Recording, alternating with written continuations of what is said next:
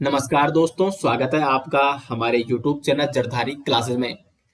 दोस्तों, उत्तराखंड के संपूर्ण इतिहास सीरीज का आज ये 12वां लेक्चर है और आज हम यहाँ पे चर्चा करेंगे उत्तराखंड राज्य में स्वतंत्रता आंदोलन। यानी जो स्वतंत्रता आंदोलन चल रहा था उसका उत्तराखंड राज्य में क्या क्या प्रभाव पड़ा, जो 1857 की क्रांति थी उसका क्या प्रभाव पड़ा उत्तराखंड में, और उत्तराखंड में गांधी जी का जो आगमन हुआ उसके क्या क्या प्रभाव पड़े उत्तराखंड में, कब कब गांधी जी ने उत्तराखंड की यात्रा की। तो काफी इंपॉर्टेंट लेक्चर है दोस्तों। और उत्तराखंड हिस्ट्री के जितने भी इंपॉर्टेंट लेक्चर हैं सभी में यहाँ पे इंपॉर्टेंट टॉपिक ही आपके लिए लाया हूँ। यहाँ से कहीं से भी आपका प्रश्न एग्जाम में पूछा जा सकता है। तो इन सभी लेक्चर के नोट्स का लिंक दिया गया है आपको वीडियो के डिस्क्रिप्शन में, तो वहां से आप इसके नोट्स डाउनलोड कर सकते हैं। तो शुरू करते हैं दोस्तों आज का लेक्चर।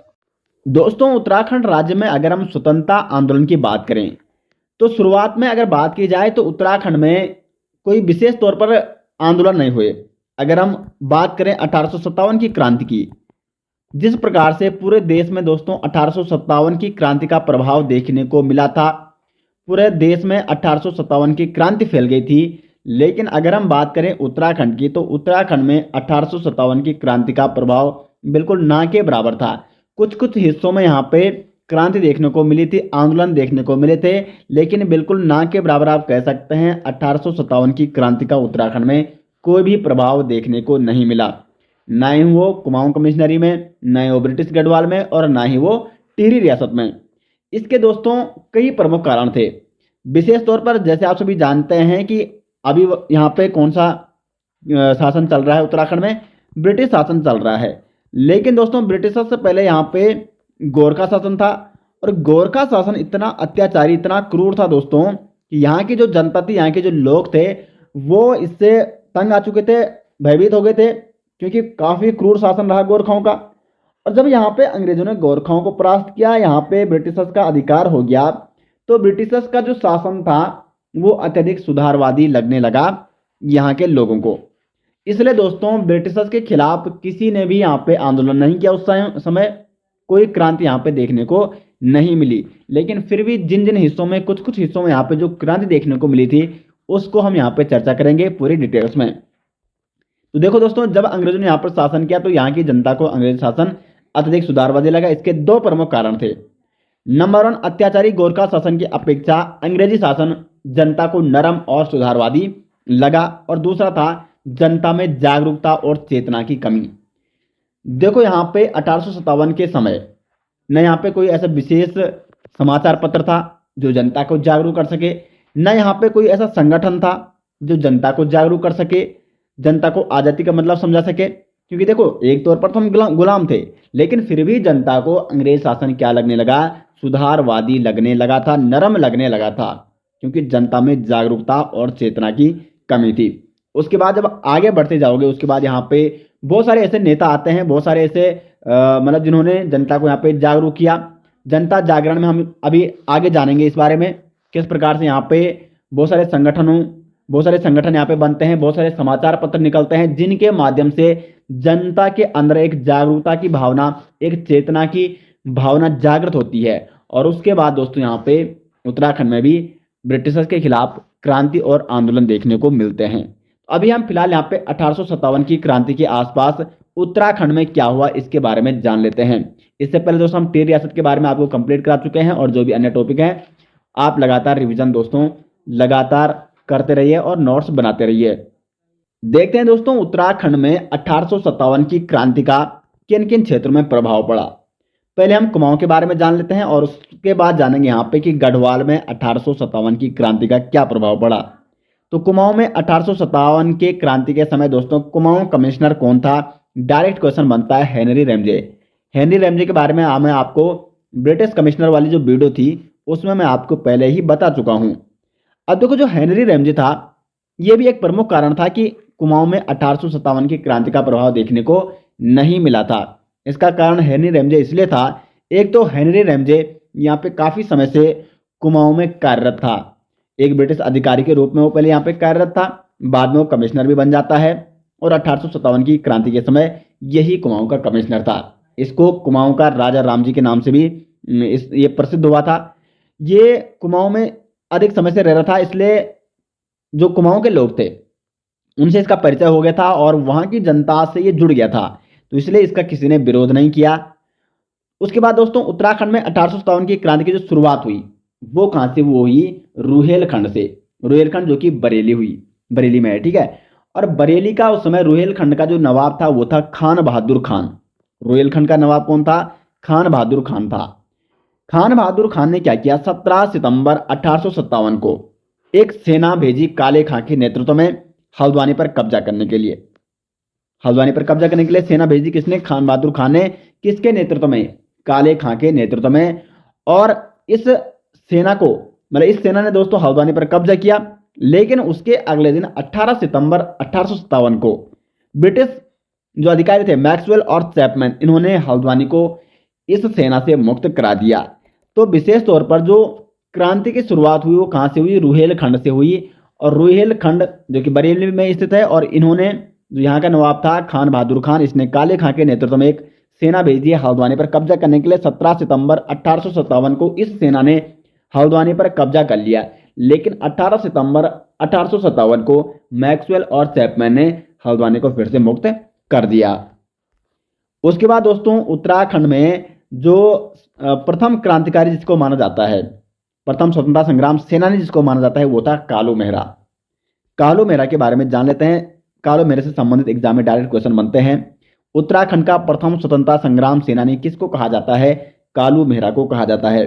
दोस्तों मैं आपको यहाँ पे जो हमारी सीरीज चल रही है हिस्ट्री ऑफ उत्तराखंड डिटेल्स वाली सीरीज, इसमें मैं आपको हर टॉपिक दोस्तों डिटेल्स में समझाने का प्रयास कर रहा हूँ, हर एग्जाम्पल देने का प्रयास कर रहा हूँ। आपको डिटेल्स में यहाँ पे इसी प्रकार से नोट्स बनाने हैं।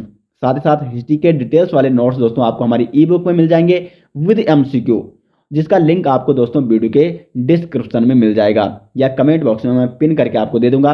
और साथ साथ दोस्तों आप हमारे साथ टेलीग्राम में भी जुड़ सकते हो। अगर आपको कोई डाउट होता तो आप वहाँ पे मैं कोई भी कुछ भी पूछ सकते हो, ठीक है। तो हम यहाँ पे कालू मेहरा के बारे में दोस्तों बात कर रहे थे।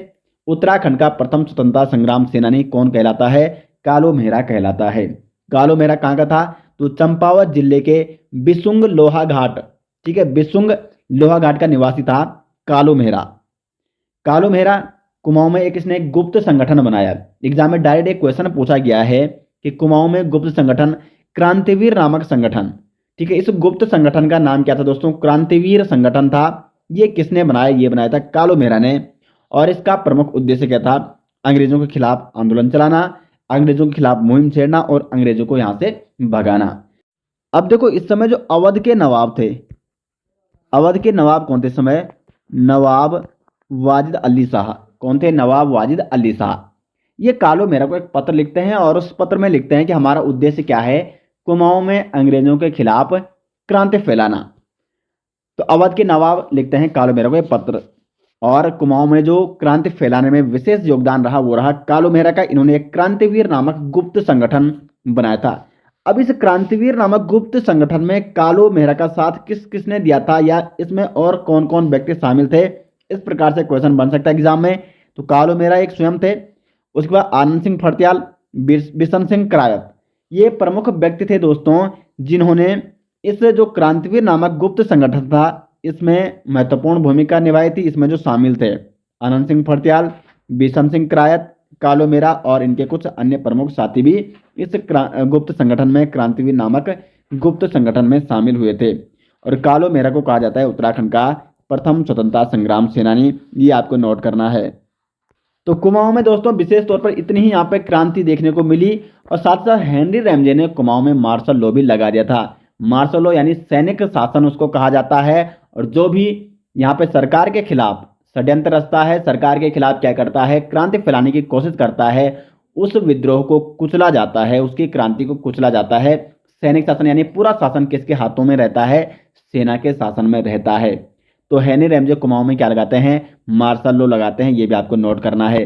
तो जैसे मैं आपको पहले ही कह चुका हूं कि उत्तराखंड में ना के बराबर देखने को मिला, कुमाऊं में इतनी ही यहाँ पे क्रांति देखने को मिलती है। उसके बाद फिर से ये कुल की क्रांति क्या हो जाती है, फिर यहाँ पे इसको कुचला जाता है बड़ी आसानी से, क्योंकि कोई विशेष मतलब ऐसी बड़ी क्रांति यहाँ पे देखने को नहीं मिली थी। अब देखते हैं दोस्तों कि गढ़वाल में 1857 की क्रांति का प्रभाव क्या था। तो देखो गढ़वाल उस समय दो भागों में बटा था। एक था टिहरी रियासत और दूसरा था यहाँ पे ब्रिटिश गढ़वाल। ब्रिटिश गढ़वाल का मुख्यालय कहाँ बनाया गया था? पौड़ी गढ़वाल बनाया गया था। ये मैंने आपको पिछली वीडियो में बताया था, कमिश्नरी वाली वीडियो में। और टिहरी रियासत, गढ़वाल का विभाजन टिहरी रियासत में और ब्रिटिश गढ़वाल में कैसे होता है, ये हमने आपको जब सुदर्शन शाह के बारे में बताया था उसमें काफी डिटेल्स में बताया था। तो देखो, टिहरी रियासत में राजा कौन था? परमार वंश के राजा।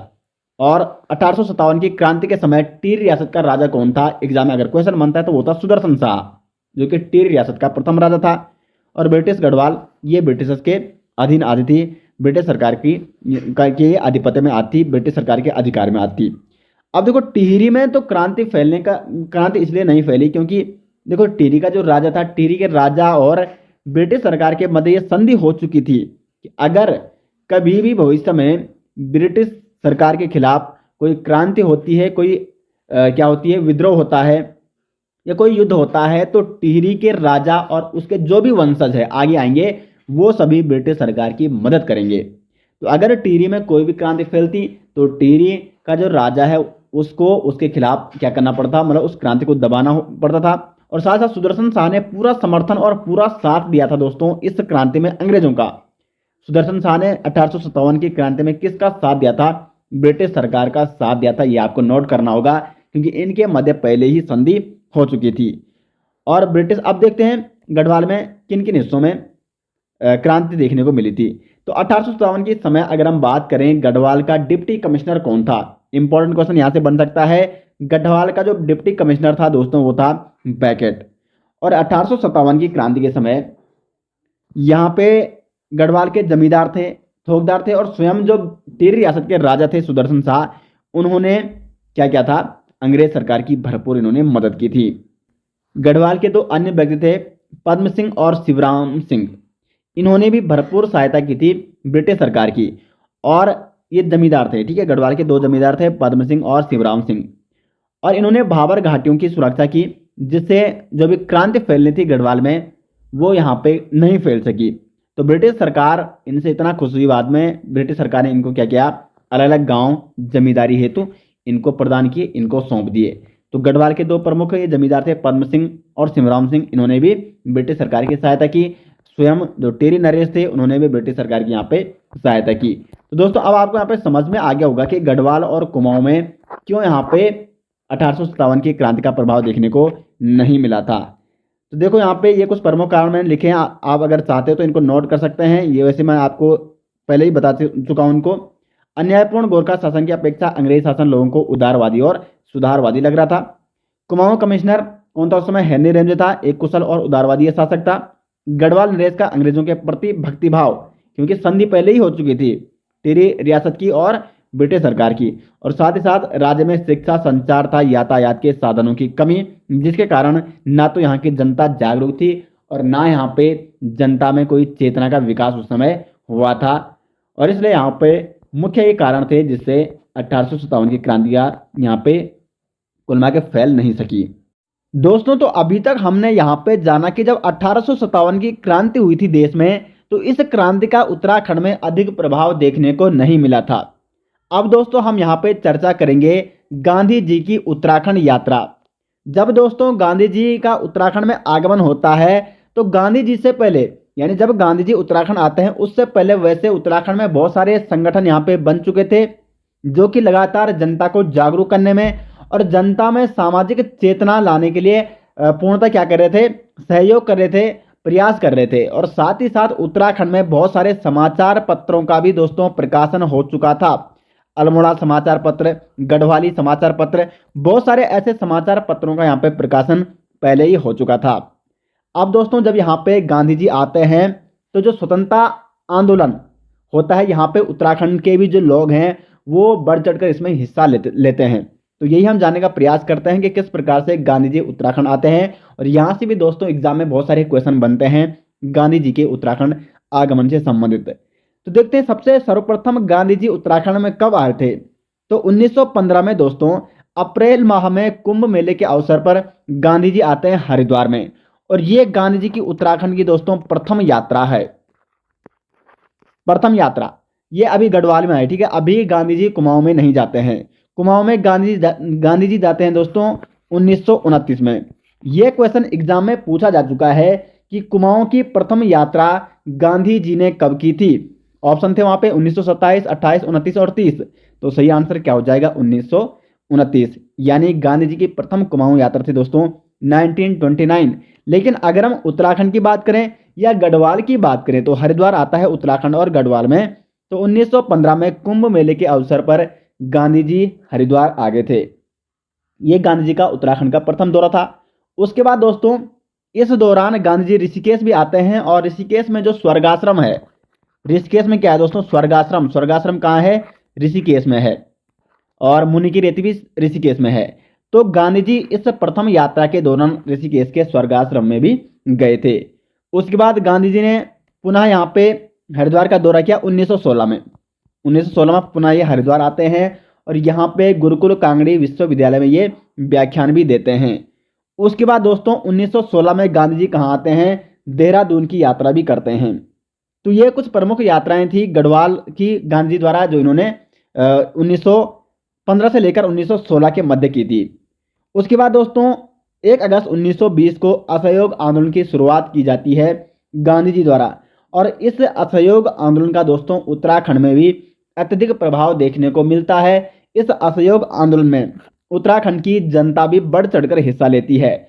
इसी का यह प्रमुख कारण था कि कुमाऊं परिषद के बारे में आपको अभी आगे बताया जाएगा दोस्तों। इसका जो मतलब नेक्स्ट वीडियो होगी जो इसके बाद उत्तराखंड हिस्ट्री की। तो कुमाऊं परिषद का दोस्तों यहाँ पे जो चौथा अधिवेशन होता है कुमाऊं परिषद का। इस चौथे अधिवेशन में कुमाऊं परिषद असहयोग को पूर्ण समर्थन देती है। एग्जाम में क्वेश्चन बन सकता है कि कुमाऊं परिषद ने अपने किस अधिवेशन में असहयोग आंदोलन को पूर्ण समर्थन दिया था? तो चौथे अधिवेशन में। ये आपको नोट करना है क्योंकि इस प्रकार के क्वेश्चन अब एग्जाम में पूछे जाने लग गए हैं। तो मोस्ट इंपोर्टेंट क्वेश्चन यहां से बन सकता है दोस्तों। तो ये तो हो गई उत्तराखंड की यानी गढ़वाल की जो यात्रा थी गांधी जी की। अब जानते हैं, ये इंपॉर्टेंट है, गांधी जी की कुमाऊं यात्रा। तो सर्वप्रथम गांधी जी ने कुमाऊं की यात्रा कब की? 1929 में। ये क्वेश्चन दोस्तों एग्जाम में पूछा जा चुका है, कई बार पूछा जा चुका है। 14 जून से लेकर 2 जुलाई 1929 तक गांधी जी का कुमाऊं दौरा होता है। कुमाऊं की ये प्रथम यात्रा थी गांधी जी की कुमाऊं की प्रथम यात्रा। कुमाऊं आगमन कब हुआ गांधी जी का? तो 14 जून 1929 को। और उसके बाद दोस्तों गांधी जी 15 जून को गए थे भवाली। भवाली कहाँ है आपका? नैनीताल में है। तो 15 जून को गांधी जी कहाँ पहुंचे थे? नैनीताल के भवाली में। और गांधी जी के साथ इस कुमाऊं यात्रा, जो प्रथम कुमाऊं यात्रा थी गांधी जी की, इसमें गांधी जी के साथ कस्तूरबा गांधी, जवाहरलाल नेहरू, आचार्य कृपलानी, सुचेता कृपलानी और ऐसे ही बहुत सारे लोग दोस्तों इस प्रथम कुमाऊं यात्रा में शामिल थे गांधी जी के साथ। उसके बाद 17 जून को गांधी जी तड़ीखेत पहुंचते हैं और 18 जून को पहुंचते हैं गांधी जी अल्मोड़ा। और 19 जून को गांधी जी कौसानी के लिए रवाना हो जाते हैं। कौसानी कहाँ है आपका?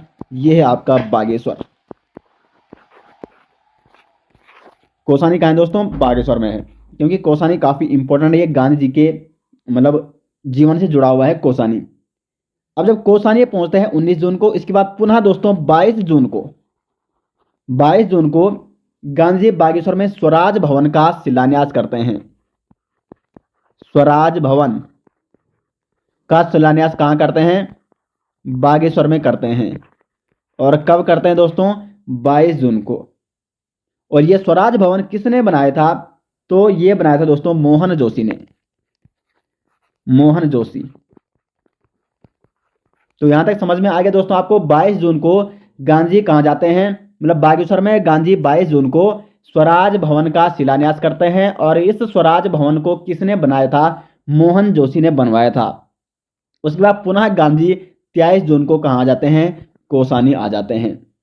अब कौसानी के बारे में जानते हैं क्योंकि कौसानी बहुत ही महत्वपूर्ण है और यहां से भी एग्जाम में दोस्तों डायरेक्ट क्वेश्चन पूछे जाते हैं। कौसानी को दोस्तों भारत का स्विट्जरलैंड कहा है गांधी जी ने। यह क्वेश्चन भी कई बार एग्जाम में पूछा जा चुका है। भारत का स्विट्जरलैंड किसको कहा जाता है? कौसानी को कहा जाता है। कौसानी कौन से जिले में स्थित है? यह आपका बागेश्वर जिले में। कौसानी कौन से जिले में है? बागेश्वर में स्थित है। कौसानी कौन सी नदी के तट पर बसा हुआ है? तो यहाँ पे दोस्तों कोसी नदी और यहाँ पे एक दूसरी नदी भी है, गोमती नदी।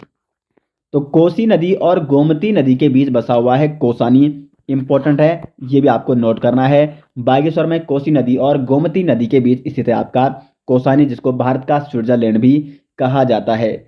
गांधी जी ने दोस्तों यहाँ पे कौसानी में 12 दिन तक प्रवास किया था। 12 दिन गांधी यहाँ पे रहे थे और इन्होंने यहाँ पे अनासक्ति योग नामक गीता की भूमिका भी लिखी थी। अनासक्ति योग नामक गीता की भूमिका गांधी जी ने कहाँ लिखी थी? कौसानी में लिखी थी। और गांधी जी की पुस्तक है जो दोस्तों यंग इंडिया, ये भी कई बार एग्जाम में पूछी जा चुकी है। यंग इंडिया पुस्तक किसकी है? फॉरेस्ट गार्ड का जो आपका एग्जाम हुआ था वर्ष 2020 में, उसमें ये क्वेश्चन पूछा गया है कि यंग इंडिया पुस्तक किसकी है? गांधी जी की है। और इस यंग इंडिया पुस्तक में दोस्तों गांधी जी ने कौसानी के सौंदर्य का वर्णन भी किया है।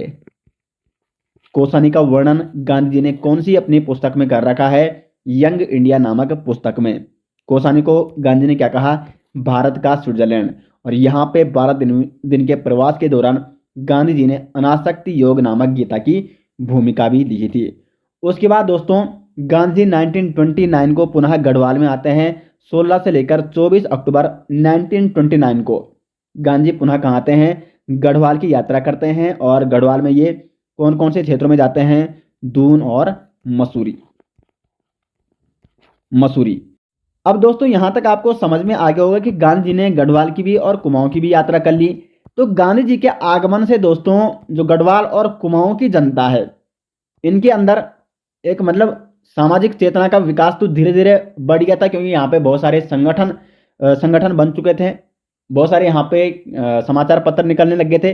तो गांधी जी के आगमन पर मतलब जो स्वतंत्रता आंदोलन के प्रति जो लोगों की वो थी, मतलब स्वतंत्रता आंदोलन के साथ लोग अधिक से अधिक संख्या में यहाँ पे जुड़ने लगे थे जब गांधी जी का आगमन होता है उत्तराखंड में। उसके बाद दोस्तों देखो यहाँ पे दांडी मार्च होता है 12 मार्च से लेकर 6 अप्रैल 1930 तक। और इसमें भी उत्तराखंड के लोग बढ़ चढ़कर हिस्सा लेते हैं। उत्तराखंड के 3 व्यक्ति दोस्तों जिन्होंने दांडी मार्च में हिस्सा लिया था। और ये क्वेश्चन हाल ही में जो वीडियो का एग्जाम हुआ था शायद 2021 में या कनिष्ठ सहायक का एग्जाम हुआ था, इसमें यह क्वेश्चन बन चुका है। और उसमें ऑप्शन दे रखे थे कि बताइए निम्न में से दांडी यात्रा जो दांडी यात्रा हुई थी उसमें उत्तराखंड के किस व्यक्ति ने हिस्सा लिया था? तो वहां पे ज्योतिराम कांडपाल था एक ऑप्शन सी रहा होगा या बी रहा होगा। तो ये क्वेश्चन उसका सही आंसर था। तो दोस्तों देखो, अगर आप प्रत्येक टॉपिक पढ़ते हैं अच्छे से तो कहीं से भी आपका क्वेश्चन नहीं छूट सकता है। क्वेश्चन इन्हीं बुकों से आता है जो आप पढ़ते हैं। लेकिन ध्यान रखने वाली बात यह है कि आपको हर टॉपिक पढ़ना है। आप क्या करते हैं, आपने कुछ टॉपिक पढ़ लिए, कुछ टॉपिक छोड़ दिया। अब जो आपने टॉपिक छोड़ रखा है वहीं से क्वेश्चन बन जाते हैं। तो सिलेबस के अकॉर्डिंग दोस्तों आप प्रत्येक टॉपिक स्टेप बाय स्टेप पढ़ते जाइए आगे। अब ऐसा नहीं कि आपने मतलब एक महीने, आप क्या करते हो कि जैसे एग्जाम आता है 1 महीने पहले शुरू करने लग जाते हो पढ़ना, ऐसा नहीं करना है। कंटिन्यू आपने लगातार पढ़ते जाना है जब तक आपको सक्सेस नहीं मिलती है। तो दोस्तों सक्सेस आपको जरूर मिलेगी अगर आप इस प्रकार से पढ़ते हैं।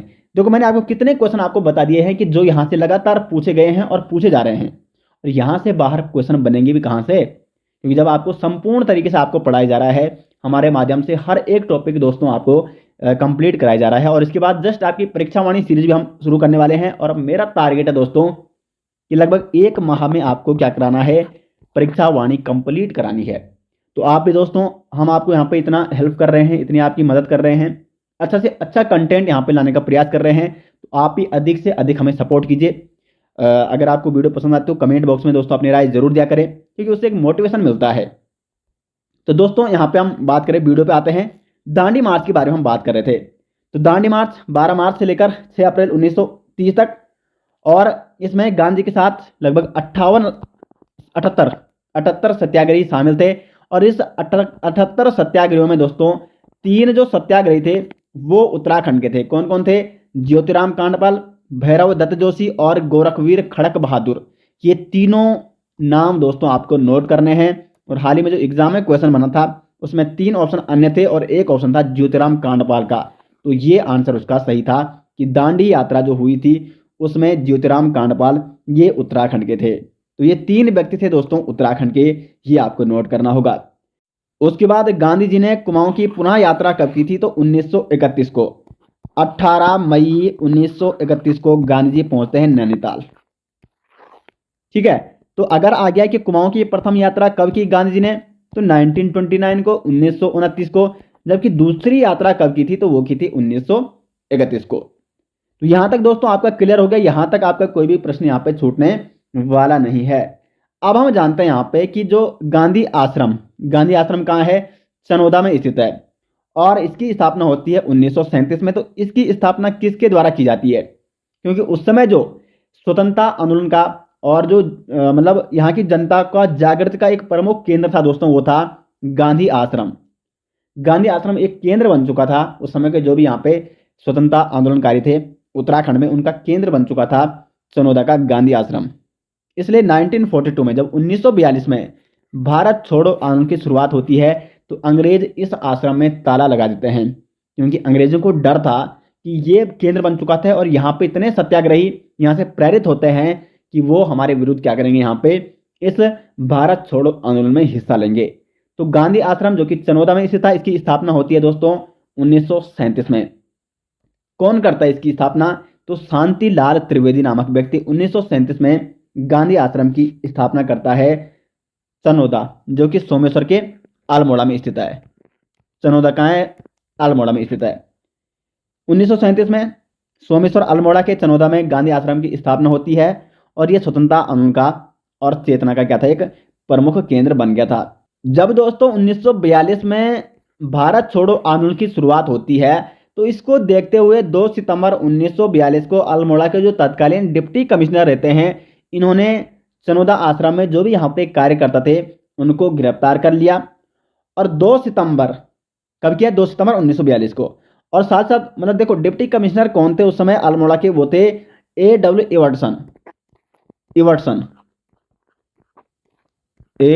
इवर्टसन।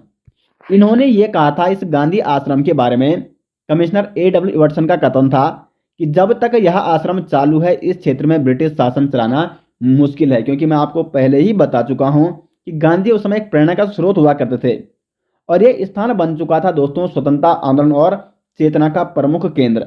यहाँ पे बहुत सारे सत्याग्रही आते थे, बहुत सारे स्वतंत्रता जो आंदोलनकारी होते थे उनके यहाँ पे बैठकें होती थी, वो यहाँ पे आते थे। तो एक केंद्र बन चुका था ये स्वतंत्रता आंदोलन का। इसलिए A.W. इवर्टसन लिखते हैं कि जब तक यह आश्रम चालू है इस क्षेत्र में ब्रिटिश शासन चलाना क्या है, मुश्किल है। और इसको देखते हुए 2 सितंबर 1942 को ही यहाँ पे कार्यकर्ताओं को गिरफ्तार करके गांधी आश्रम पर ताला लगवा दिया जाता है। यह है यहाँ पे गांधी आश्रम की एक छवि अल्मोड़ा में जो स्थित है, अल्मोड़ा के चनोदा में।